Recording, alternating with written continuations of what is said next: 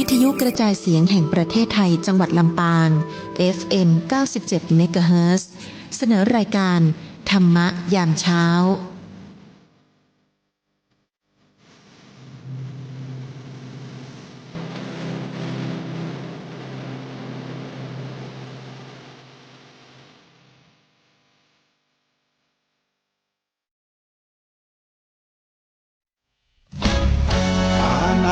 ปาตาเวรมณี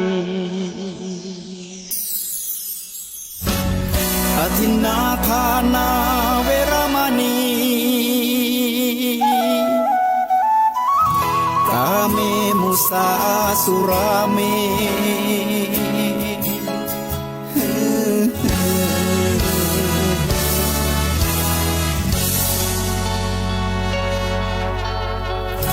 ศีลคือข้อห้ามธรรมคือข้อให้พุทธองค์ตรัสไว้ชี้ทางใจให้ภาคเพียรเบญจศีลเบญจธรรมท่องจำสมัยเราเป็นนักเรียนธรรมะไม่เคยแปลเปลี่ยนแต่เรายังจำได้มาทวงคำมันหมู่บ้านศีลห้าถือเป็นพันธะชาวพุทธทุกคนทั่วไทยสำนักพุทธขับเคลื่อนธรรมจุดเทียนสว่างที่กลางหัวใจคนเกิดวันอาทิตย์ความคิดพึงผายอยู่สุขสบายต่อเต้ากุมเทาเกิดวันจันทร์ใจบานบ่อเศร้าดักจิตไปบนชั้นฟ้าเกิดวันอังคารกาหารสง่าอยู่ในบ่ท่ากลัวภัยคนเกิดวันพุธวิสุทธิ์มดใสนะภาธนาอันใดสมใจไฟอ้างเกิดวันพัดสมบัติมากกว้างเข้าของเงินคำไปเลยคนเกิดวันศุกร์สนุกแต่เน้อนะคนอื่นเบิ่งเงอขอยวนคนเกิดวันเสาร์นี่บ่ท่ากำสวนบริวารทั้งมวลมากมายจื่นสู่หมู่มิตรยิงใจเนี่ยอย่าว่าขี้อูบ่เจอคอยดูพอเตะนะในแง่ตั้งเสียนะก็เกิดวันติดดวงจิตหันเหบ่สมคะเนเรื่องตัวบ่กุมคนเกิดวันจันทร์เหมือนควันหมอกหุ่มนะต้องฟ้าหัวมืดมิดคนเกิดวันอังคารมักภาลาญาติมิตรนะพิษมิตรพิษแผดคอศีลธรรมคนเกิดวันพุธไล่คนอุปถัมภ์นะตุกโตดตำหาดีบ่ได้คนเกิดวันพัดสมบัติบ่ใกล้บ่มีเงินทองสิ่งทรัพย์คนเกิดวันศุกร์สนุกบ่นักเหมือนพักบงหินป่ายเครือพักโป่งเนี่ยหินป่ายเครือคนเกิดวันเสาร์นั่นยังอันล่ำเหลือเปรียบเหมือนขี่เรือถูกล้มไหวเลิงมนุษย์คนเฮานักเบากลางเกิงตามแบบลายเจิงว่าไหวก็ขอเจริญพรอนุโมทนาขอบคุณกับกำข่าวนะข่าวห่ำวันเกิดนะของปอนปนานทวีเขื่อนแก้วเนี่ยอดีตเปิ้นได้หลวงลับไปแล้วเนี่ยได้นำเอามาเป็นแนวทางในการดำเนินชีวิตในการพนาศรัทธาญาติโยมหลายเอาไว้เป็นเปิ้นเฮาว่านำเอามาเป็นแนวทางเนี่ยเอาไปแก้ไขเอามาปรับปรุงฟังเอาไว้นะเพื่อป้องกันความประมาทนะได้มาจากหนังสือของพระเดชคุณหลวงพ่อพระครูนุสาสวรธรรมเจ้าหน้าอำเภอเมืองลำปางวันที่เปิ้นสอบธรรมศึกษาก็ได้ปล่อยปกป้าหนังสือก็เลยเอามาเผยแพร่กับคณะสัตยาญาติโยมทั้งหลายได้ยินได้ฟังกันกำข่าวห้ามวันเกิดนะเป็นหนังสือเก่านะได้นำเอามาเป็นข้อคิดในกับคณะสัตยาญาติโยมทั้งหลายที่คนเฒ่าคนแก่ปัญญาเอาไว้นะ ก็ถวายความเคารพหลวงพ่อเจ้าหน้าจังหวัดลำปางหลวงพ่อรองเจ้าหน้าจังหวัดหลวงพ่อเจ้าหน้าอำเภอหลวงพ่อรองเจ้าหน้าอำเภอหลวงพ่อเจ้าหน้าตำบลหลวงพ่อเจ้าวัดพระนินทร์หน่อยทุกรูปทุกตนนะก็ขอปรำปริงบารมีสังฆรัตนะเฮาเพื่อแผ่กับคณะสัตยาญาติโยมหลาย นำเอาไปเป็นแนวทางนำเอาไปเป็นอารมณ์ธรรมในการพัฒนาชีวิตโดนจิตโดนใจให้อยู่ดีมีสุขนะมีโจกมีลาภปราบแปรข้าศึกศัตรูต่างๆคือกับคณะสัตยาติโยมหลายในช่วงนี้ธรรมยามเจ้าในวันที่1เดือนธันวาคม2568เดือนนี้ก็เป็นเดือนสุดท้ายของปีนะที่เขาจะได้ผ่านพ้นไปนะเพราะฉะนั้นเนี่ยวันคืนผ่านไปนะผ่านไปนะเปิ้นเฮาว่าบัดนี้เราทำอะไรอยู่นะเขาจะไปคิดว่าเขาอยู่นักเขาอยู่น้อยว่ามีความสำคัญนอกเหนือจากเขาดำเนินชีวิตแต่ละวันเขามีความดีความสุขอย่างคือกับตัวเขาตรงนั้นก็นะอารมณ์แห่งจิตก็คือรู้อารมณ์แห่งบนเขาว่าอารมณ์แห่งธรรมชาตินะอารมณ์แห่งใจก็คืออากาศเนี่ยตื่นเช้ามาปุ๊บได้อากาศที่บริสุทธิ์นะเขาก็จะได้สารแห่งความสุขสู่จิตสู่ใจเขาแล้วก็ควายไปปุ๊บก็กินข้าวกินน้ำเพื่ออาหารกับร่างกายเขานะเพื่อความเจริญเติบโตนะเพื่ออวัยวะทุกส่วนจะได้รับสารอาหารไปนั่นแหละคืออากาศอารมณ์อาจมนะอากาศอารมณ์อาหารนะว่ากันไปนะก็เจริญพรอนุโมทนากับสถานีวิทยุสทลำปางเขาตัวโดยการนำของผู้อำนวยการสถานีคุณอัญชันชลลัมนะผู้อำนวยการสถานีฝ่ายรายการก็จะมีคุณกาญจนาอินทานะหัวหน้าฝ่ายรายการคุณแอลชุริการเราใช้คุณก้อยอัชราพรป้องจันทร์คุณบรรหารสุยะเนี่ยอันนี้คือทีมงานสทลำปางเขาที่จะมาขับเคลื่อนแต่ละวันเนื้อหาสาระต่างๆนะตั้งบ้านตั้งจองที่เปิ่นจะมีความเคลื่อนไหวนะจะได้กันเนี่ยว่าจะเป็นตั้งท่านผู้ว่าการตั้งในอำเภอการตั้งสาธารณสุขจังหวัดการตั้งโรงพยาบาลการไม่แต่ข่าวสารน้ำท่วมอย่างต่างๆเปิ่นก็จะนำเอามาสื่อสารให้กับคณะสัตยาญาติโยมทั้งหลายได้ยินได้ฟังกันนะแล้วก็อีกด้านหนึ่งก็จะเป็นทีมงานฝ่ายช่างเฮาโดยการนำของหัวหน้าประสานทีมทองนะหัวหน้าฝ่ายช่างสถานีวิทยุสทลำปางเฮานะคุณแหลมเพชรนันตาแสงคุณผู้เพียงโพสุริแสนช่างต่อนะวัทีรอยตีอาทิตย์วันณะวันนี้พร้อมกับช่างเดียวนะประยุทธ์พงษ์ดวงชมพูนะที่มาขับเคลื่อนธรรมยามเจ้าเฮานะอันนี้ก็จะเป็นทีมงานสทลำปางเฮาที่จะนำเนื้อหาสาระความบันเทิงต่างๆมามาจามาขับกล่อมให้กับคณะสัตยาญาติโยมทั้งหลายแต่ละวันไปนะพร้อมกับคณะสัตยาญาติโยมที่เป็นแฟนคลับของสทลำปางเฮาตัวที่ได้พบปะกันนะแล้วก็รายการธรรมะยามเจ้าตัวนะเพื่อให้เกิดความเป็นสิริมงคลกับจิตกับใจกับกายของเรานะจะได้นำเอามาเป็นแสงสว่างบางเตือธรรมะก็อาจจะซ้ำกันนะแต่หลายรูปหลายตนอย่างที่บอกว่านะธรรมะจะได้ก็คือธรรมะอยู่วันยังค่ำขึ้นอยู่กับแต่ละบทแต่ละตอนที่เขาจะนำเอามาพัฒนาในการดำเนินชีวิตเขานะเพียงแต่ว่าเขาจะนำเอาธรรมะนั่นนะ มาเป็นแนวทางชีวิตของเขาได้จะได้แค่นั้นเองมันขึ้นอยู่กับสติของเขาถ้าสติของเขาควบคุมได้ดีเนี่ยผลเขาจดจำได้ดีมันก็จะเตือนสติเขาตลอดอย่างเช่นเขาเจอความร้อนเขาก็ลบไปอยู่ในตีเย็นเขาเมื่อเจอตีเย็นปุ๊บเขาก็หาความร้อนเข้าใส่ตัวเขาเพื่อมันอุ่นๆนะเป็นต้น นะก็ขอสุมาอภัยไปในเรื่องของการกระแอมกระไอต่างๆนะบางครั้งเนี่ยมันพอโอ้ปุ๊บเนี่ยมันจะเป็นที่คณะสัตยาญาติถ้าว่าโอ้ปุ๊บมันก็บ่มีอย่างขึ้นมานะพอโอ้ปุ๊บก็จะติดหลักนะอันนี้ก็เป็นทีมงานของสทลำปางเขาที่บรรยายมาคือข่าวสารต่างๆโดยเฉพาะรายการธรรมะยามเจ้าเขาก็มีเนื้อหาสาระธรรมต่างๆทุกคนทุกท่านก็มีธรรมะอยู่ในตัวแล้วนะสถานเจ้าบ้านเขายังแต่ว่าเขาจะเนี่ยจะได้คือธรรมะนั้นมั่นคงกับสติของเขาเพื่อบ่ให้เขาประมาทอย่างเช่นการสร้างความดีการสร้างกุศลการสร้างบุญนะการสร้างความเป็นระบบในการดำเนินชีวิตของเขาเพื่อเป้าหมายที่เขาจะเดินทางไปก็คือความสุขที่เขาต้องการวิธีการสร้างความสุขของเขา นะบางคนก็ต้องการความสุขแบบโลกิยสุขบางคนก็ตั้งความสุขแบบ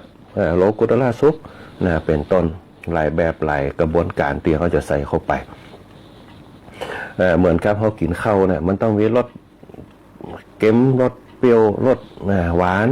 รสเผ็ดว่ากันไปแล้วแต่คนชอบเขาจะใส่อย่างเข้าไปไม่แต่การฟังธรรมะก็เช่นเดียวกันนะพระสงฆ์ก็จะนำเอาธรรมะมาให้กับคณะสัตยาญาติโยมหลายเป็นสูตรสำเร็จเนี่ยเหมือนกับก๋วยเตี๋ยวเหมือนกับขนมจีนเหมือนกับแกงเผ็ดเนี่ยเหมือนกับข้าวทุกอย่างมันเป็นเมนูของมันค ขึ้นอยู่ว่าเขาจะให้มันเผ็ดมันเค็มมันหวานขึ้นอยู่ที่เขาเติมมันเข้าไปแค่นั้นเองแต่ว่าสิ่งที่สำคัญคือสูตรสำเร็จมันมีอยู่แล้วเนี่ยอย่างพระพุทธเจ้าถึงบอกว่าธรรมะเนี่ยเป็นอาหารสตินะฮะธรรมะเป็นอาหารสติก็คือธรรมชาติทุกอย่างที่ทำเป็นธรรมชาติทั้งใดให้มันอยู่ในสติของเขาเพื่อจะเตือนสติเขาทุกย่างก้าวทุกก้าวเดินที่เขาไปทุกการกระทำทุกการคิดทุกการพูดเพื่อบ่ให้เขาประมาทนะถ้าเขาทำได้จะอีปุ๊บเนี่ยชีวิตเขาก็อย่าบาพลาดแล้วก็อย่าปะสะดุดหกล้มไปในการดำเนินชีวิตเขานะฮะเพราะฉะนั้นเนี่ยธรรมะจึงเป็นประโยชน์กับหมู่เราทั้งหลายเพื่อการเตือนสติเพื่อบางฮื้อมันห้อนบางข้างใจห้อนก็ฮื้อมันเย็นลงฮื้อมันสติหนักขึ้นควบคุมสติฮื้อมันบ่ประมาทนะฮะเหมือนกับตีโอไว้ตะกี้ว่าบางข้างสติเขาอาจจะประมาทเลินเล่อนะแต่พอเจอธรรมะปุ๊บก็เนี่ยเขาย่างคิดเนี่ยนะเหมือนกับคนเฒ่าแก่ในยุคสมัยเก่ามันยังมีศีลมีทานมีภาวนาอยู่ในตัวอยู่ตลอดมีระบบของเปิ้นนะเสงี่ยมเจียมตัวสงวนท่าทีสำรวมนะอันนี้คือศีลสองมีทานคือใจกว้างนะใจกว้างให้อภัยให้โอกาสนะให้อภัยซึ่งกันและกันให้โอกาสซึ่งกันและกันกู้หัวตัวแม่กันให้อภัยซึ่งกันและกันโอกาสซึ่งกันและกันบ่มากๆในการบัติดในราคะบัติดในกามะบัติดในตัณหาทั้งสามอย่างเนี่ยเป็นตัวตั้งต้นตีเนี่ยคือกิเลสอย่างหยาบนี่เกิดขึ้นความโลภความโกรธความหลง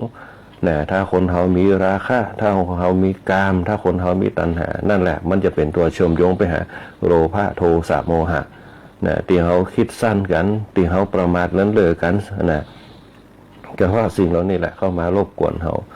ราคะคือความกำหนัดกามคือความใคร่ตัณหาคือความอยากมันเป็นบันไดสามขั้นที่จะก้าวไปสู่ความโลภความโกรธความหลงที่มันหนักขึ้นมา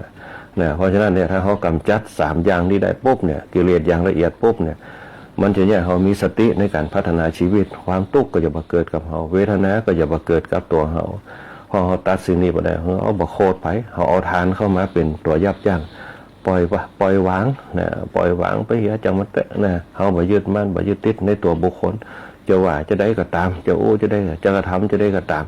เนี่ยอันนี้ก็เขากับ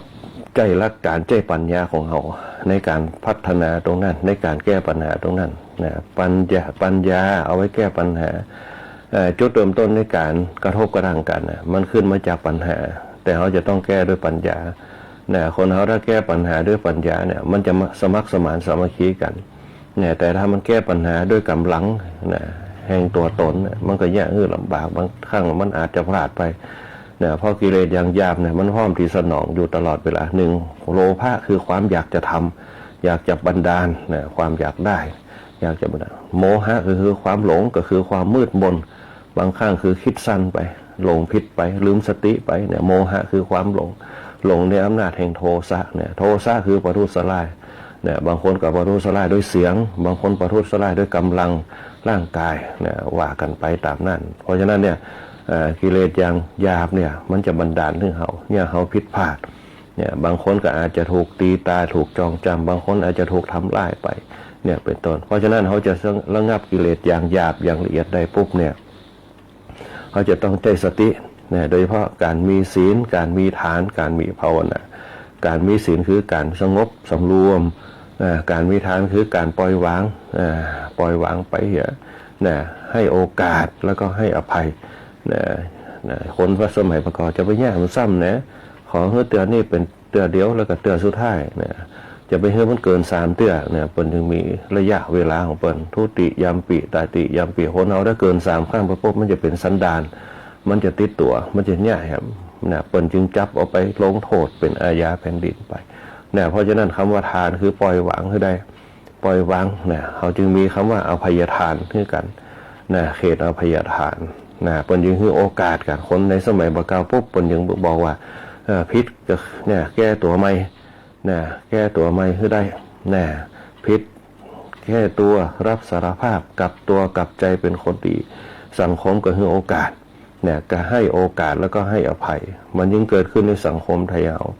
นะแล้วก็คนเฮาในยุคสมัยบ่เก่าเพิ่นมีสัจจะเมื่อละก็คือละเมื่อเลิกก็คือเลิกกลับตัวกลับใจเป็นคนใหม่เพิ่นจึงบางคนก็หันหน้าเข้าหาพระธรรมไปตัดสินใจละทั้งโลกไปเนี่ยแต่งกันกับในยุคปัจจุบันคนในยุคปัจจุบันเฮาเนี่ยน้อยคนนักที่จะนึกถึงธรรมะ นะบางครั้งธรรมะเป็นของไกลตัวแต่จะใกล้ตัวก็ต่อเมื่อว่าสิ้นชีวิตนะวาระสุดท้ายของชีวิตถึงจะนึกถึงธรรมะนะอันนี้เป็นต้นเพราะฉะนั้นคำว่าทานเนี่ยมันจะเนี่ยเขาปล่อยวางบางนักนะการให้การปล่อยวางนะผลคือใจทานเนี่ยเป็นตัวละทิฏฐิมานะถ้ากิเลสทั้งหลายเพื่อให้มันเบาบางลงไปนะผลจึงคำว่าทานให้โอกาสให้ไปให้สิ่งของเขาจะไปยึดติดว่าของสิ่งของเพื่อนเขาก็ได้ดีกะเขาก็ได้ไปกินเนี่ยเขาไปเรื่องของพิษไปเพื่อเป็นพฤติกรรมเขาเนี่ยเพื่อให้นิสัยใจคอเขาเนี่ยเป็นคนให้โอกาสแล้วก็ให้อภัยให้ได้นั่นคือการให้เมื่อเขาให้โอกาสให้อภัยเกิดกับจิตกับใจเขาไปได้นั่นแหละคือการปล่อยวางจะเกิดกับตัวกับตนเขาแล้วเขาจะเป็นคนที่เบาสบายเนี่ยเป็นคนที่ใจกว้างรู้จักเมตตาเนี่ยเมตตาจะเข้ามาสู่จิตของเขาทันทีเพราะฉะนั้นคำว่าทานเนี่ยเป็นตัวเชื่อมโยงไปหาความเมตตาเมื่อความเมตตามันเกิดในคนเขาปุ๊บเนี่ยเขาจะได้สารแห่งความสุขเนี่ยเป็นห้องเมตตาความรักใคร่กรุณาคือความเอ็นดูคนไหนที่มีความฮักความเอ็นดูเนี่ยจะเป็นคนที่มีจิตใจที่ละเอียดอ่อนนะมีจิตใจที่นอบน้อมนั่นแหละคือสารตั้งต้นแห่งความสุขของห้องว่าปีติสุขมันจะเกิดความฮักความเอ็นดูเนี่ยเมตตากรุณามุทิตาคือวางใจเป็นกลางยินดีกับเปิ่นเนี่ยเปิ่นได้ดีปุ๊บโอ้เปิ่นได้ดีมีห่างยินดีกับเปิ่นปรารถนากับเปิ่นนั่นแหละเปิ่นห้องว่ามุทิตาสุดท้ายปุ๊บวางใจเป็นกลางอุเบกขาเฉยๆกับสิ่งเหล่านั้นบ่ยึดมั่นบ่ยึดติดบ่ลำเอียงบ่อันนี้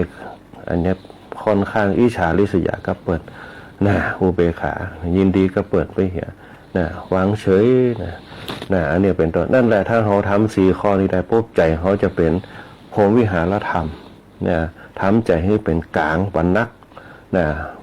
เป็นภาชนะรองรับความดีของเขาที่จะนำเอามาใส่ตรงนี้ไว้แล้วจะเกิดอานิสงส์คือบารมีจะเนี่ยให้เขาเนี่ยหนึ่งนะเพิ่นเฮาว่าจะมีอายุยืนราศีสิริมงคลดีโชคลาภจะเกิดขึ้นกับตัวเขาถ้าเขาปล่อยวางได้นะฮะอันนี้ก็คือเพิ่นเฮาว่าการใจธรรมะนะในการสร้างพลังให้กับตัวตนเขาจะพัฒนาชีวิตเขาไปนะอันนี้ก็เดี๋ยวเขาจะมาทักทายกันกับคณะสัตยาญาติโยมทุกคนทุกท่านนะในช่วงท้ายรายการนะแต่ก่อนอื่นขออนุญาตเพื่อบ่ให้เป็นการเสียเวลาในระยะเริ่มต้นนะบางเที่ยมันจะเวลาบัดตันนะตั้งวัดชมพูหลวงตำบลชมพูอำเภอเมืองจังหวัดลำปาง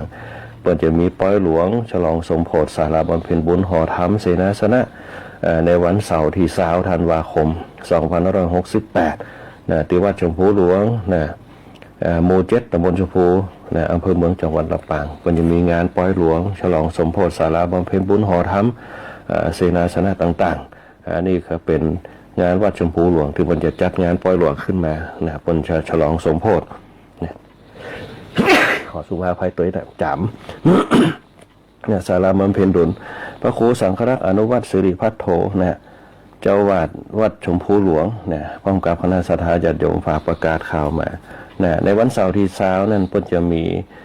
งานประเพณีทางศาสนานะโดยการนำของหลวงพ่อพระจินดารัตนาพรเจ้าหน้าจังหวัดลำปางเป็นประธานฝ่ายสงฆ์นะเวลา 9:39 นาทีเวลา 11 นาฬิกาถวายภัตตาหารเพลเวลาเที่ยงกับคณะสัตยาญาติโยมรับประทานอาหารพร้อมกันนะก็จะมีโรงทานมาโดย 15 นาฬิกา 3 โมงนะบ่าย 3 โมงก็จะมีคณะพระป่านะหัววัดต่างๆนะเปิ้นจะทยอยแห่โคตานเข้ามารวมกันนะ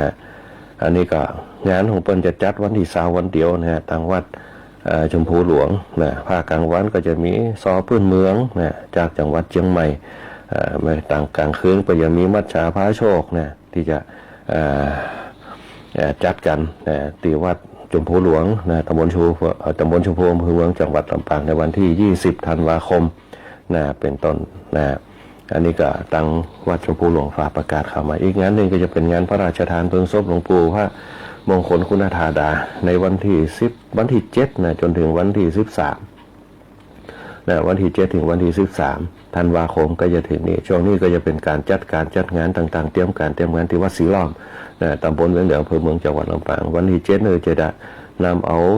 ศีรสังขารหลวงปู่ขึ้นไปนอนที่วิหารนะวันที่8มือจะเจิญศีรร่างกายของหลวงปู่ขึ้นปราสาท วันที่8นะวันที่8ขึ้นปราสาทหลังจากนั้นไปปุ๊บก็จะมีการสวดอภิธรรมการเทศน์ตั้งแต่2 ทุ่มเป็นต้นไปนะ2 ทุ่มจะมีการสวดอภิธรรมการเทศน์นะวันที่13ก็จะพระราชทานเพลิงศพ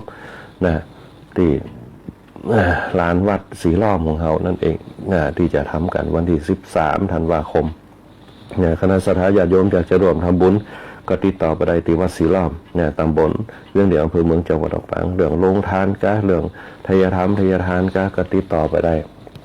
ที่วัดศรีล้อมนะจะเป็นเจ้าภาพสวดอภิธรรมก็ติดต่อไปได้ที่วัดศรีล้อมคณะกรรมการเพื่อก็คอยต้อนรับอยู่นะกับพระสงฆ์ในวัดศรีล้อมนั่นเองนะก็สามารถติดต่อไปได้จะเป็นเจ้าภาพทายธรรมทายทานเจ้าภาพภัตตาหารเพลเจ้าภาพการเทศน์นะเจ้าภาพโรงทานก็ติดต่อไปได้ที่วัดศรีล้อมนะตำบลเวียงเหลืองอำเภอเมืองจังหวัดลำปางนะ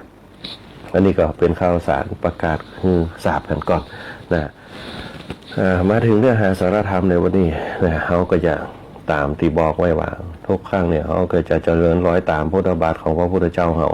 นะใน45 พรรษาเขาก็ก้าวเข้ามาถึงพรรษาที่2 3 4รวบกันที่เขาอู้กันไปก็คือกิเลสนะกิเลสทั้ง3อย่างเนี่ยทั้ง3ขั้นเนี่ยทั้ง3ขั้นที่เขาอู้กันไปเนี่ยมันเป็นขั้นที่เป็นห้องว่าขั้นที่อนุสัยนะราคานุสัยปฏิฆานุสัยแล้วก็อวิชชานุสัยนะกิเลสบางอย่างบางเตี่ยเขาคิดว่ามันจะหมดบางคนเนี่ยเปิ่นไปปฏิบัติธรรมเปิ่นก็ว่ากิเลสเปิ่นหมดละเปิ่นปล่อยวางเปิ่นทำตัวเปิ่นปล่อยวางทุกอย่างเนี่ยแต่บางอย่างมันก็อย่างเปิ่นห้องว่าความติดอยู่มันยังมีอยู่เนี่ยอนุสัยเนี่ยราคานุสัยก็คือความติดอยู่บางเตี่ยมันอาจจะนึกขึ้นมาได้เนี่ยสะกิดเฮาขึ้นมาเนี่ยมันติดอยู่ในนั้นเนี่ยอีกอันหนึ่งก็คือปฏิฆะเนี่ยปฏิฆานุสัยก็คืออาศัยการกระทบบางเตี่ยเขาไปหันเขาไปมีความรู้สึกเขาไปปะใส่มันเกิดขึ้นมาทันทีเนี่ยเหมือนกับคนเฮาในยุคสมัยปัจจุบันเนี่ยมันจะติดตรงนี้นักปฏิฆานุสัยบางเตี่ยเขาไปปะเนี่ยกูชีวิตเฮาที่เฮาเคยหย่าร้างกันไปเนี่ยมันยังติดอยู่เขาตัดบ่หมดตัดบ่เสี่ยงเนี่ยกิเลสที่มันเข้ามาครอบงำราคานุสัยราคะคือความกำหนัดมันติดอยู่ปฏิฆานุสัยสิ่งเหล่านั้นเนี่ยมันจะถึงมากระทบได้ตาของเขาด้วยหูของเขาอันนี้เป็นต้นบางเตือด้วยการสัมผัสของความรู้สึกเดิมๆเก่าๆมันมากระทบอันนี้คนในยุคปัจจุบันเนี่ยถ้าบ่มีบนห้องศีลตานภาวนาตีเยี่ยมปุ๊บเนี่ยมันจะสามารถจะตัดได้เตียมันก็เลยไปเกิดปัญหากันเนี่ยการกระทบกระทั่งกันเนี่ยในยุคปัจจุบันจะบ่เหมือนคนยุคสมัยแต่ก่อนเปิ้นถ้าเปิ้นล่ากันเปิ้นก็ล่ากันไปเลยเนี่ยอยู่ด้วยกันได้ในหมู่บ้านเดียวกันได้เปิ้นจะบ่กระทบกระทั่งกันเนี่ยอนุสัยคือปฏิฆะคือการกระทบทางตาที่เราเห็นอันนั้นก็เป็นเห็นเรื่องหนึ่งเนี่ยเปิ้นจะตัดกันเป็นเปื้อนบ้านกันไปเหี้ยเนี่ยคนในยุคสมัยเพราะว่าเปิ้นมีศีลเนี่ยการสำรวมเป็นหลักแล้วก็เป็นความเข้มงวดของเปิ้นมีตาลคือปล่อยวางเนี่ยเปิ้นไปได้ดีก็ปล่อยเปิ้นไปได้ดีไปนะเปิ้นก็ว่าติดห่วงอย่างต่างๆคนสมัยเก่าเนี่ยเปิ้นจะตัดห่วงเปิ้นนึกถึงศีลตาลภาวนาคือความเจริญเฮานะเฮาเอาความสุขตั้งหน้าของเฮาเป็นไปเนี่ยเปิ้นอยู่กับเฮาอาจจะตุกเนี่ยเปิ้นไปอยู่เปิ้นก็มีสุขกันยินดีกับเปิ้นเนี่ยคนเฒ่าว่าเก่าบ่อย่างนี้น่ะยินดีกับเปิ้นตัวเปิ้นมีความสุขอยู่กับเฮาบ่ตุกแม่นน่ะวันเฮามันก็ว่ากันไปเนี่ยอันนี้เปิ้นเฮาว่าราคานุสัยปฏิฆานุสัยแล้วก็อวิชชานุสัยที่เรื่องยกมาตะกี้มันเป็นเรื่องเปิ้นห้องเรื่องส่วนตัวเรื่องบางคนแต่ถ้าเรื่องธรรมะเนี่ยที่การปฏิบัติธรรมต่างๆเนี่ยบางครั้งเนี่ยภาพต่างๆเนี่ยเวลาเขาทำสมาธิปุ๊บเนี่ยสิ่งเหล่านั้นปุ๊บมันยังติดอยู่โดยเฉพาะเขาเวลาเขาทำสมาธิมันบ่ใครมีจิตที่สงบเนี่ยมันยังติดอยู่บางครั้งเสียงของติดอยู่ในเสียงเนี่ยติดอยู่ในภาพที่เขาไม่สามารถที่จะทำจิตให้สงบได้ เนี่ยมโนภาพเนี่ยสำคัญที่สุดเวลาเขารับตาเขาจะเนี่ยให้มันใสได้จะไหนเขาจะเนี่ยให้มันสงบนิ่งได้จะไหนเนี่ยอันนี้ขึ้นอยู่กับจิตของเขากับสมาธิของเขาที่จะเข้าไปกำกับกันสมาธิคือความสงบตั้งมั่นจิตก็คือความมั่นใจคือมันสงบเพื่อใดจิตนี่ต้องเงียบเพื่อใดเนี่ยแล้วก็สมาธิคือการกำจัดเวทนาต่างๆที่จะเข้ามารบกวนจิตของเขาเนี่ยสมาธิจะเป็นด่านแรกที่จะป้องกันสิ่งต่างๆเข้ามากระทบเพราะว่าเสียงได้ยินทางหูภาพที่เห็นทางตาค ความรู้สึกที่มาจากการสัมผัสบ่ว่าจะเป็นอากาศก็ตามนะเราต้องกำจัดสิ่งเหล่านี้ไปได้นะคือการกำหนดลมหายใจกำหนดความรู้สึกต่างๆด้วยสติของเราอยู่ตลอดเวลามันกระทบตั้งไหนกระทบตั้งหูกระทบตั้งเสียงกระทบตั้งผิวหนังเนี่ยเขาก็ต้องกำหนดตัวนั้นให้ได้เป็นเวทนานะที่มันเข้ามารบกวนเขากำจัดเวทนาเป็นรับแรกเนี่ยเหมือนกับเขาจะเป็นเน็บเวลาเป็นปฏิบัติธรรมเป็นจะบอกปวดหนอปวดหนอปวดหนอปวดหนอคลายหนอคลายหนอคลายก็คือสุขเนี่ยปวดก็คือตุกคลายเขาก็กำหนดไปเดี๋ยวสักครั้งหนึ่งสติเขามันก็เริ่มกำจัดออกไปเหมือนกับเขาละเมอเมื่อคืนกึดละเมอเดี๋ยวสักครั้งหายไปก็เงียบปกติไปนั่นแหละเป็นเพราะว่าอนุสัยบางครั้งมันยังมาติดอยู่เนี่ยราคะคือความกำหนัดนะกำหนัด ความกำหนัดมันเข้ามารบกวนเขาเหมือนกับยุงมันจะบินมาตอมเขามันจะว่างนั่นคือความกำหนัด เนี่ยเป็นห้องว่าราคะมันจะแยกคือลำคาญหรือว่าลำคาญอยู่ที่เขาละถ้าเขาลำคาญปุ๊บความกำหนัดในราคะเนี่ยมันจะแยกคือกามมันเกิดความใคร่มันเกิดมันลำคาญความใคร่มันเกิดเนี่ยเพราะตัณหาความอยากจะแยกจะได้อยากจะกำจัดเสียงออกไปจากใกล้หูเขาได้บางคนก็เอามือมาปัดป่องเอาผ้ามาปัดป่องนะอันนี้เป็นต้นอันนี้คือลักษณะบนห้องว่าราคานุสัยเนี่ยบางเตื่อมันติดอยู่เนี่ยมันเจเนี่ยคือเตื่อเขาลำคาญบางสิ่งบางอย่างเนี่ยความลำคาญเนี่ยบนห้องความกำนัดลำคาญกับเสียงลำคาญการกับค้นอย่างต่างๆเข้ามากระทบกับเขาบนราคานุสัยเนี่ยกำจัดออกไปได้ก็คือด้วยสมาธิของเขาทำจิตให้ตั้งมั่น น่ะสมาธิตั้งมั่นกำจัดออกไป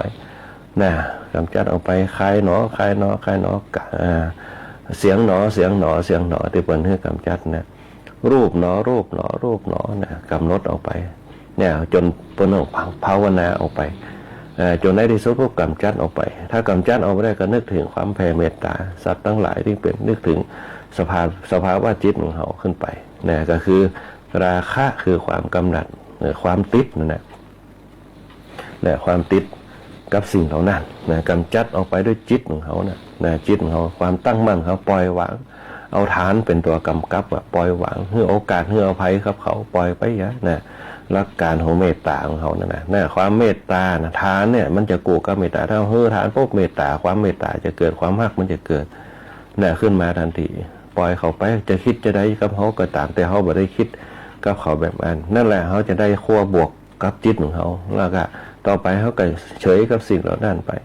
บาสะทกสะท้านอารมณ์บูดของเขาก็จะบักเกิดขึ้นอารมณ์ทิฏฐิมันน่ะก็จะบักเกิดขึ้น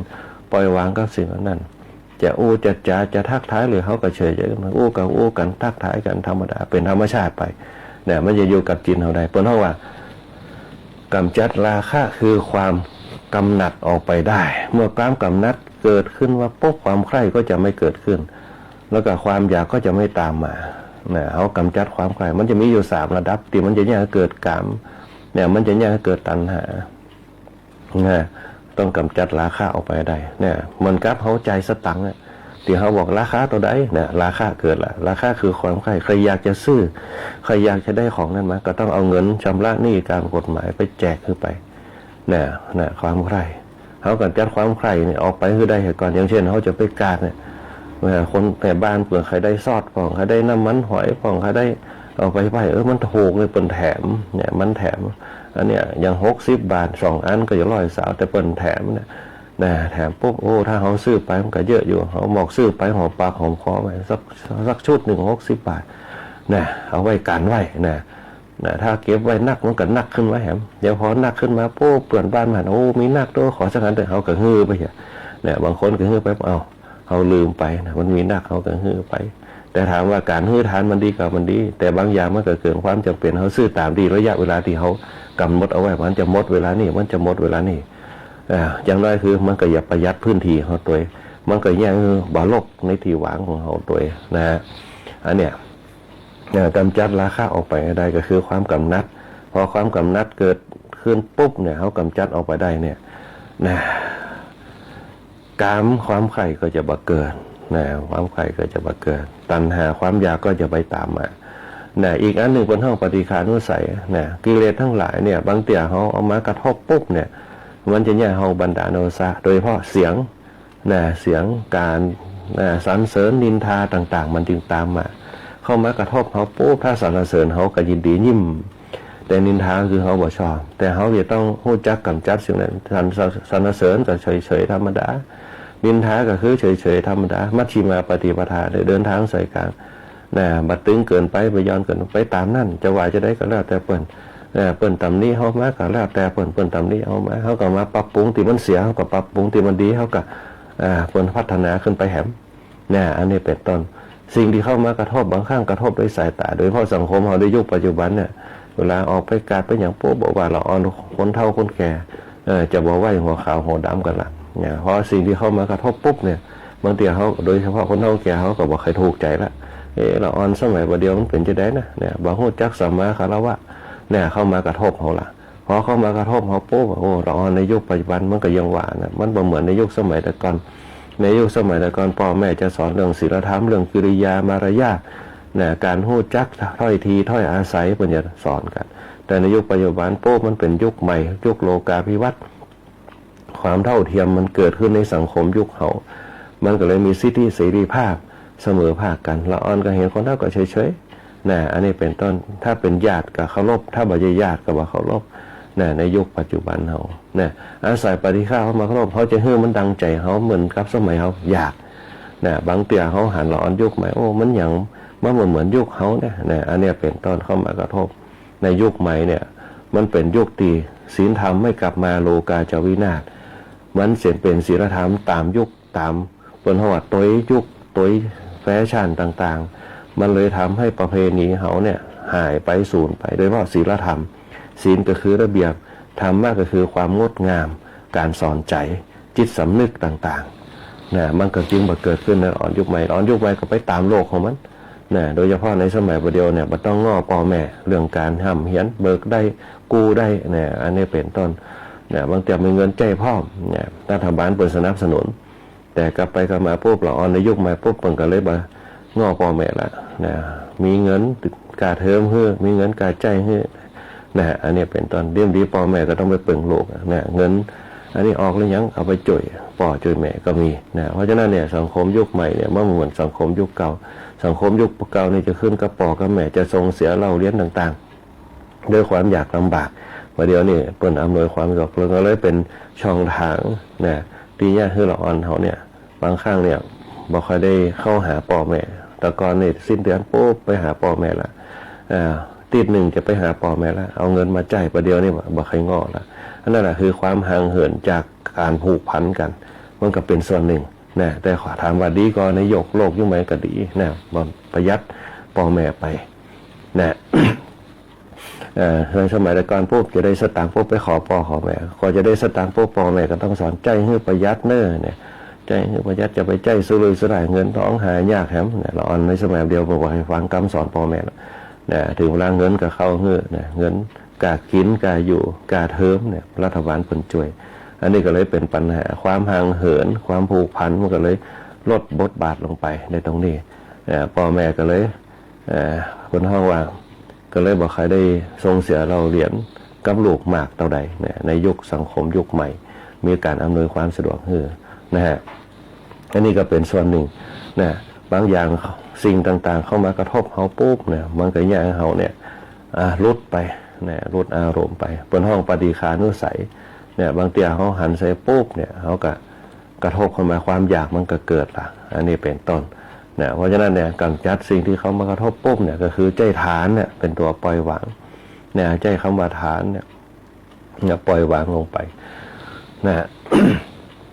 อีกอันหนึ่งอวิชชานุสัยก็คือความบ่ฮู้นะกิเลสทั้งหลายเนี่ยบางเตี่ยมันก็น้อยนักตีเขาบ่ฮู้ที่เขาลงไปนะอวิชชานุสัยคือความไม่รู้เนี่ยเป็นส่วนหนึ่งบางเตี่ยเขาเข้าไปเขาอยากจะร้องเขาอยากจะหยังเข้ามากระทบเหมือนกับที่สื่อโซเชียลที่เขาบอกฮู้เรื่องเนี่ยโดยเฉพาะคนเฒ่าแก่เขาบอกใครฮู้เรื่องก็เข้าไปปุ๊บบางเตี่ยก็เผลอเข้าไปเลยปุ๊บเนี่ยไปบอกรหัสไปบอกเลขที่บัตรประชาชนอย่างเป็นหูเนี่ยอันนี้ก็ลำบากเพราะนั้นก็ต้องระมัดระวังตัวเนี่ยบางเตี่ยเขาบอกหูเขาอยากจะเข้าไป เนี่ยบางทีสิ่งต่างๆที่เขาหันใส่มันเป็นสถานที่รื่นรมเป็นสถานที่สบายเป็นที่น่าใคร่น่าปรารถนาเขาก็เข้าไปอนุสัยก็คือวิชาคือความบ่ฮู้บางเตี่ยเขาหันปุ๊บเนี่ยเหมือนกับเขานั่งสมาธิอยู่เขามีความสุขนะเมื่อเขามีความสุขปุ๊บเขาก็ติดกับความสุขเหล่านั้นติดความสุขเหล่านั้นคือมันสบายบางคนนั่งเหมือนเนี่ยจะมีความสุขนั่งเหมือนได้นั่งชั่วโมง2 ชั่วโมงมีความสุขไปเรื่อยๆเนี่ยบางคนก็จิตตั้งมั่นปุ๊บก็ไปเรื่อยๆเนี่ยนั่งสมาธิได้เนี่ยบางคนนั่ง1 ชั่วโมงเหมือนกับ1 นาทีแป๊บเดียวเนี่ยบางคนก็ติดอยู่ในสถานที่บนห้องน่ารื่นรมในสมาธิก็ไปเลยนะบางครั้งติดอยู่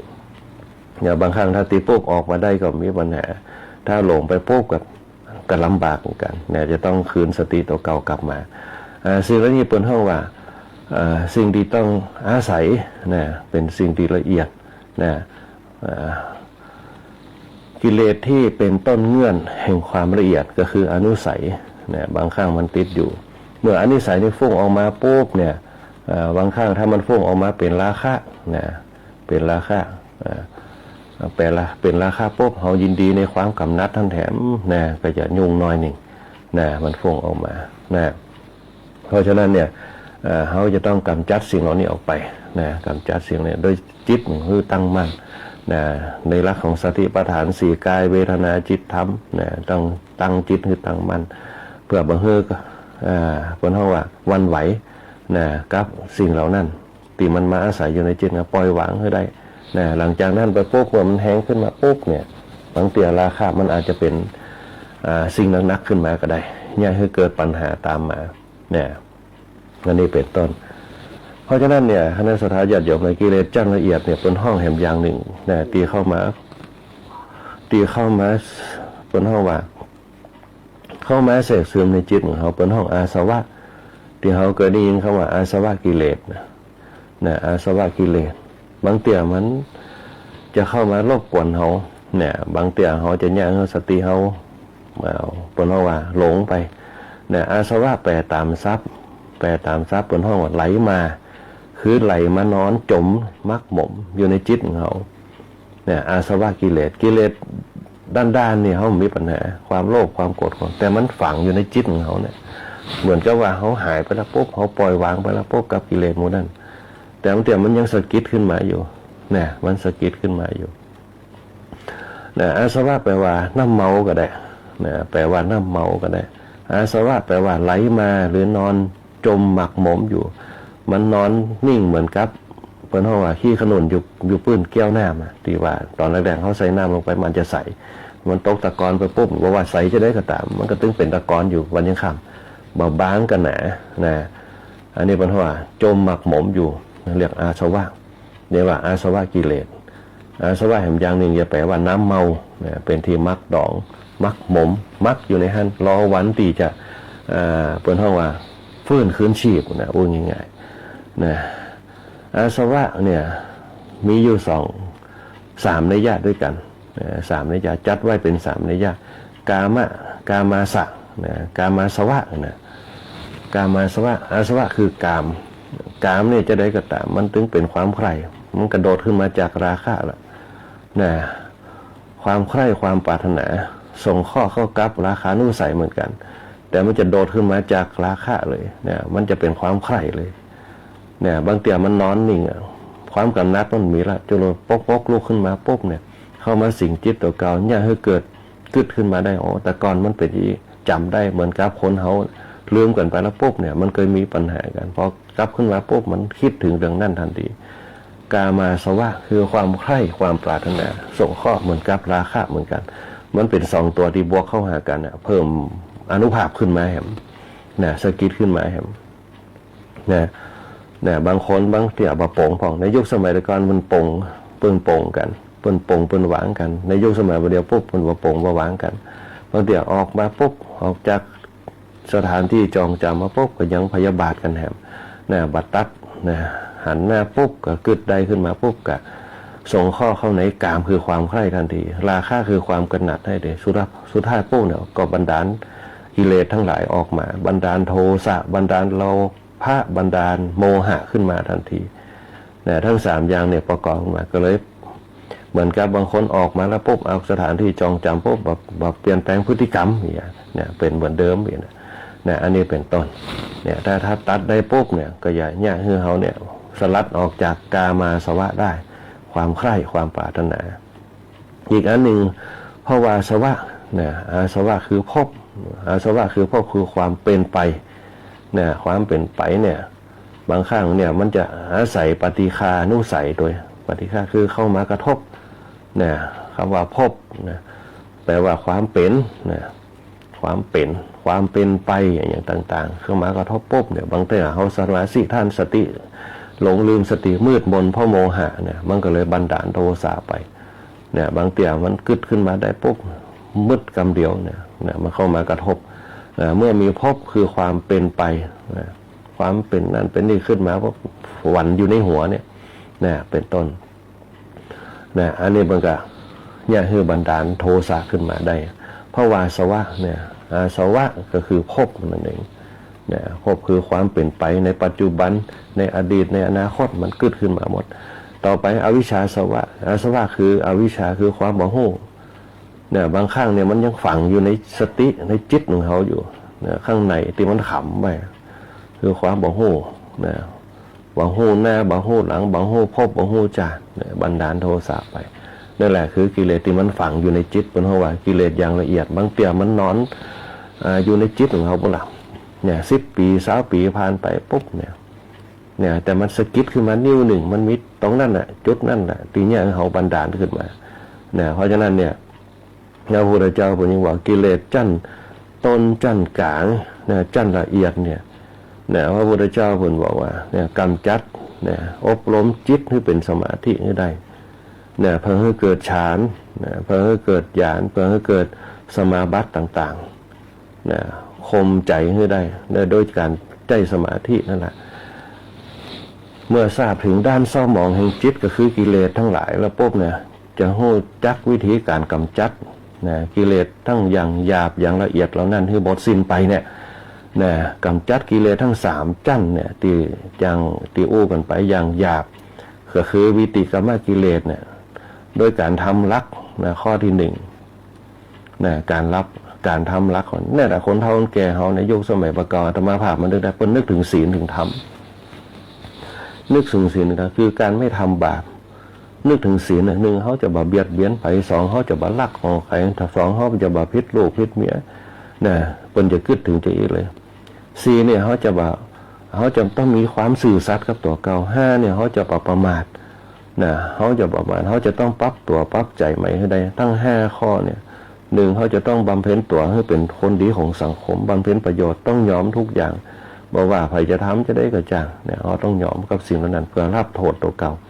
อันนี้2นี่เขาจะใจความสื่อสัตย์ของเขานั่นแหละเป็นห้องการกลับตัวกลับใจกับโจรกับใจที่เป็นว่าองคุริมาน3เขาจะต้องรู้จักเพศมีสัมมาคารวะยอมรับกับสิ่งต่างๆบอกว่าจะเป็นละเด็กละอ่อนเป็นยอมรับแต่สังคมเขาประเดี๋ยวมันยอมรับผลบ่ได้มันก็เลยกลับตัวกลับใจยาก4เนี่ยเขามีความสื่อสัตย์จะได้กับจะนั้นบ่มีก็บ่กินบ่มีก็บ่พอใครกินเป็นคิดกันจะนั้นแล้วก็สุดท้ายคือบ่ประมาทต่อไปจะประมาทแถมซ้ำจะบ่หลงสติแถมซ้ำเป็นจริงเลิกเหล้าเลิกยาเลิกพฤติกรรมที่มันเป็นอดีตที่เป็นนักเลงหัวไม้ต่างๆสลัดออกไปให้ได้แก้ตัวมาเพิ่นเลยเป็นตีย้อมภาพของสังคมบางคนก็ฟังแต่ก่อนนี่ขนาดนักคำบอดกับสิ่งแล้วเนี่ยแต่ว่าเดียวป้อละย่างวางมือเพิ่นอย่ากันคนเฒ่าคนแก่เขาพระพุทธเจ้าเพิ่นก็สอนเหมือนกันสอนว่าการไม่ทำบาปทั้งปวงการมีศีลสิกขาเป็นการกำจัดกิเลสอย่างหยาบกิเลสอย่างหยาบทั้งหลายวิติกรรมกิเลสอย่างหยาบใจศีลเป็นตัวกำจัดออกไปคณะสัตยาญาติโยมทั้งหลายกิเลสอย่างกลางปริยุทธานากิเลสต้องคัดศีลด้วยกุศลด้วยการทำความดีกิเลสอย่างกลางกำจัดด้วยสมาธิด้วยจิตตสิกขากิเลสอย่างกลางต้องใจสิกขาบทจิตตสิกขานี่แหละกำจัดกิเลสใจจิตของเรานี่แหละเป็นตัวกำกับกิเลสอย่างกลางบอกว่าจะเป็นการลักขโมยบอกว่าจะเป็นการละเมิด กามก็ตามนะใจคำว่ากุศลเนี่ยให้ถึงพร้อมนะนี่แหละก็คือบางเตี่ยบนห้องใจอบรมจิตใจเลยใจอสุภกรรมฐานเป็นที่พึ่งนะบางคนก็อุปสมบททางกายละจากทางโลกนะตั้งบ้านอยู่ในศีลเนี่ยสำรวมในกามนะบางคนก็สำรวมในกามได้นะกามมันจะเกิดก็คือมาจากราคะคือความกำหนัดนะราคะคือความกำหนัดถ้าเราตัดความกำหนัดออกไปได้ปุ๊บกามคือความใคร่จะมาเกิดเหมือนครับเขาอยากกินข้าวถ้าเราตัดความกำหนัดเมื่อถึงเวลาเตือนเนี่ยเอาตัดความกำหนัดเนี่ยเขาต้องกินตามมือเจ้ามือตอนมือแหลงนะเขาต้องมีกำหนดของเขาตัดความกำหนัดตรงนั้นมาถึงเวลาเตือนนี่คือตัดความกำหนัดพื้นฐานเนี่ยวันถึงเวลาเตือนมากินเตือนเนี่ยพอถึงเวลาก่อนก็กินนี่คือความอยากถ้าเขาตัดตรงนั้นเขาจะต้องมีวิธีการวินัยกับตัวเก่าเนี่ยความอยากทุกอย่างมันเป็นพฤติกรรมเป็นจิตของเขาถ้าเขาเป็นห้องโต้ใจจิตของเขาด้วยความอยากนั่นแหละจะอย่างเขาประมาทเพราะฉะนั้นผมจึงบอกว่า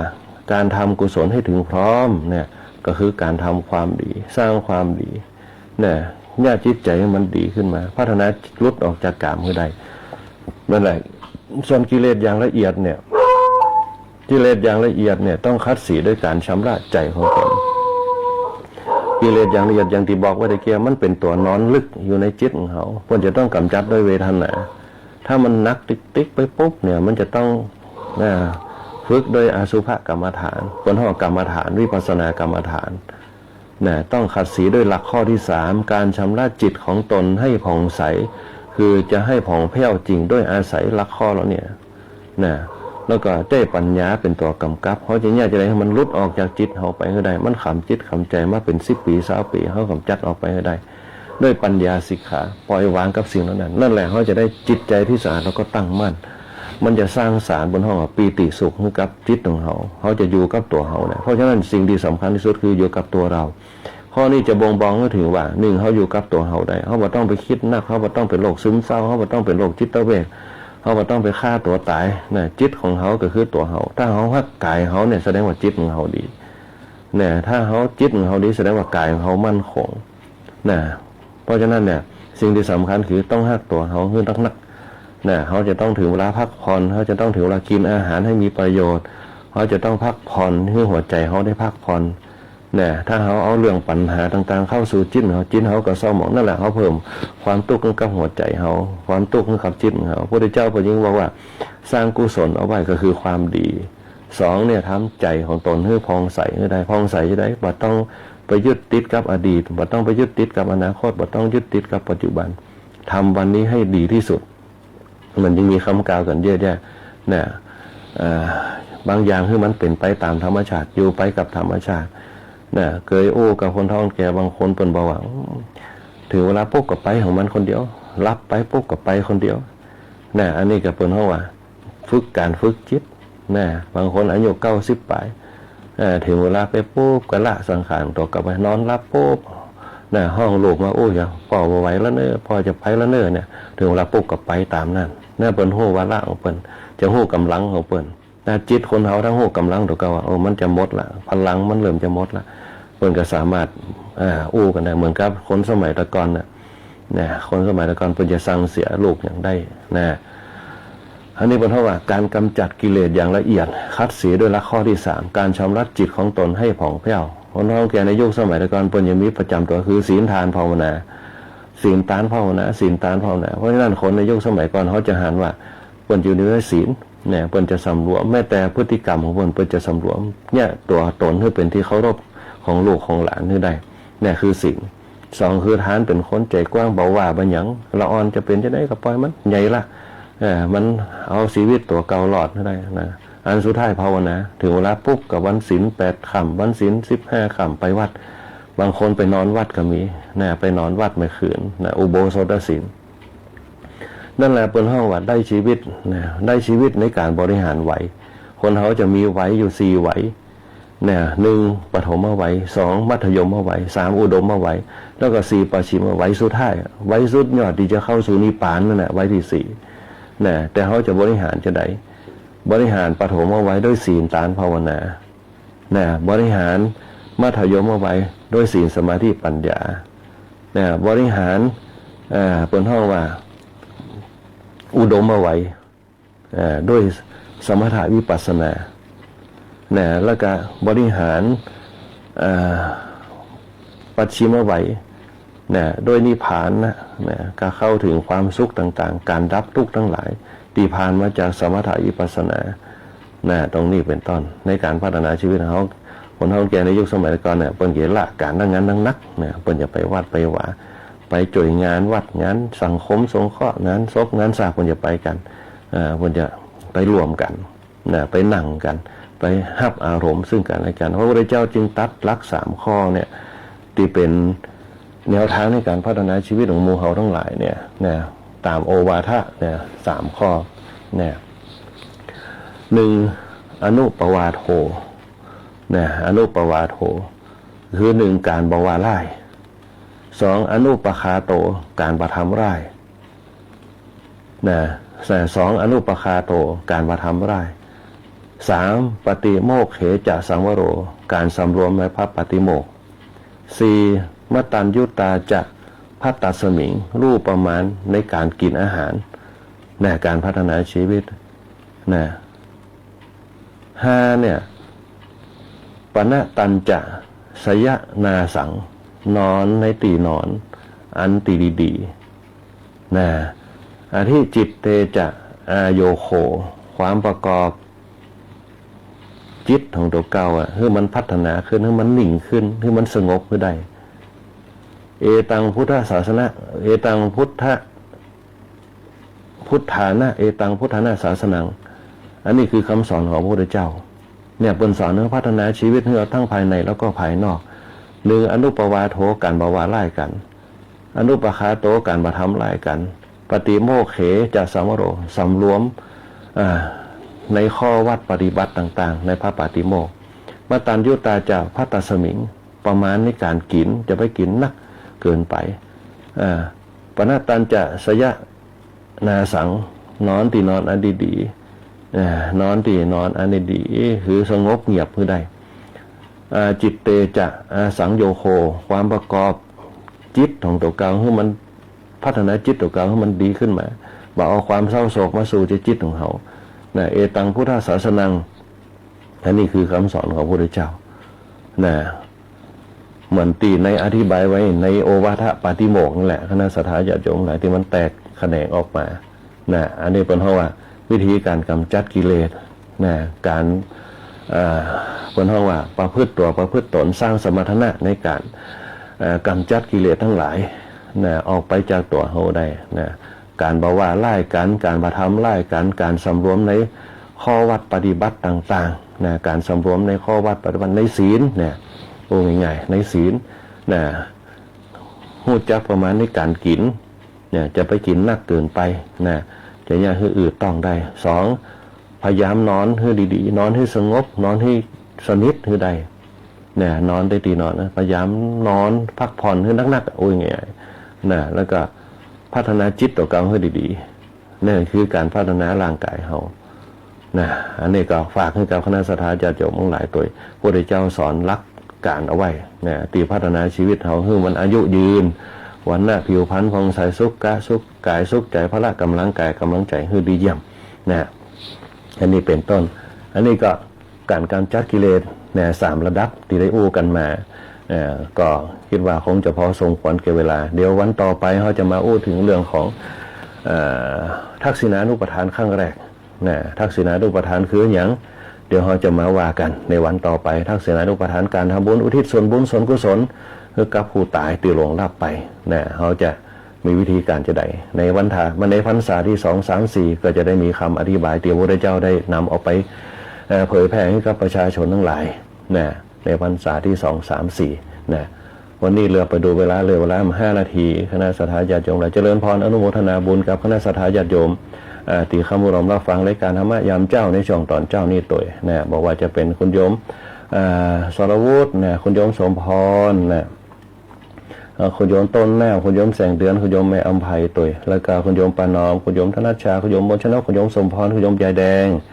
คุณโยมลาวันคุณโยมศิรินทาโลคุณโยมแม่เพ็ญศรีตัวคุณโยมนวลศรีคุณโยมเพนคุณโยมอุศรีคุณโยมแอดคุณโยมเอราวัณคุณโยมนพดลคุณโยมดารัตน์ คุณโยมดารุณรัตน์นะคุณโยมฮาเล่ตัวนะก็เจริญพรอนุโมทนากับคุณโยมฮาเล่ตัวนะคุณโยมแสงจันทร์คุณโยมสุภาวดีคุณโยมกัญญาคุณโยมศรีพันธ์คุณโยมสุชาติคุณโยมจันทาคุณโยมกัญญาตังกอขาคุณโยมอาเม่งคุณโยมสง่านะคุณโยมวันดีคุณโยมจันทร์คำคุณโยมอัมพันธ์ตัวแล้วก็คุณโยมแม่ที่โยวันคุณโยมมะลิแก้วคุณโยมฮาเล่นะคุณโยมสารวุฒิคุณโยมนพดลคุณโยมเอราวัณคุณโยมสง่าคุณโยมพันลบคุณโยมบุญเที่ยงคุณโยมธนัชชาคุณโยมอัมพันธ์คุณโยมสุภาวดีคุณโยมเพ็ญศรีคุณโยมอู้ศรีคุณโยมแสงเดือนคุณโยมแม่วินิจตัวคุณโยมปานอมคุณโยมลาวันคุณโยมวันดีคุณโยมอาเม่งคุณโยมดีเจก้อยเฮาตัวนะดีเจก้อยอัชราพรพงษ์จันทร์คุณโยมมนชนกคุณโยมจันทร์คำที่เข้ามารวมสร้างบารมีธรรมรวมกันตุปิติคามโนภิกขุตุปิอภินันโหภิกขุภิกขุพิทักษ์วรยานพระครูวิจารณ์วรการตามบุญบ้านไหลศิลาทองปะโคพรนำมาใช้ตัวนะคุณแม่ปิ่นเพชรทางบ้านหม่อนหิงแก้วปลาไหลทางบ้านศาสตร์นะคุณโยมศิมทางบ้านสองแควใต้ตัวที่ฟังรายการธรรมะยามเจ้าอยู่พิเมตทางบ้านหนองตัวนะแล้วก็ป้าติมทั้งตะเลยทางบ้านกำแพงเมืองตัวแล้วก็คณะสัตยาติโยมทางวัดประตูต้นพึงตัวที่ฟังรายการธรรมะยามเจ้าเป็นประจำนะแล้วก็คุณป้านันทวดีตัวนะพระครูโสพลตังสันหนองบงตัวรู้เจ้าธรรมดาตังเสริมงามนะที่ฟังรายการธรรมะยามเจ้าอยู่ในช่วงตอนเจ้านี่นะฮะแล้วก็คณะสัตยาติโยมตังเมืองปานตัวนะที่ฟังรายการธรรมะยามเจ้าอยู่วันนี้อาตมาภาพพระคุยบุญปริยัติยากรนะพร้อมกับดีควบคุมภาพควบคุมเสียงเนี่ยช่างดิวประยุทธ์พงษ์ดวงชมพูนะก็ขอเจริญพรลากับพระสัทธาญาติโยมเอาไว้แต่เพียงในโอกาสหน้าก่อนมาพบปะกันในวันนี้ขอความสุขความเจริญจงมีแด่คณะสัทธาญาติโยมทั้งหลายของคณะสัทธาญาติโยมกุคนจงมีแต่ความสุขความเจริญมีอายุวันนะสุขะพละปฏิภาณธนาสารสมบัติทุกที่ภาราธิการอาตมาภาพก็ขอเจริญพรลาด้วยเวลาแต่เพียงในโอกาสหน้าก่อนมาพบปะกันใหม่วันนี้ก็ขอเจริญพรกับคุณแม่สุรีตังบ้านตรงหัวจ้างตัวคุณแม่สรวยตังบ้านคริยาตัวนะที่เข้ามาร่วมเราฟังรายการธรรมะยามเจ้าวันนี้ก็ขอเจริญพรติดตามรับฟังรายการธรรมะยามเช้าได้ใหม่ในวันและเวลาเดียวกันนี้ทางสถานีวิทยุกระจายเสียงแห่งประเทศไทยจังหวัดลำปาง FM 97 เมกะเฮิรตซ์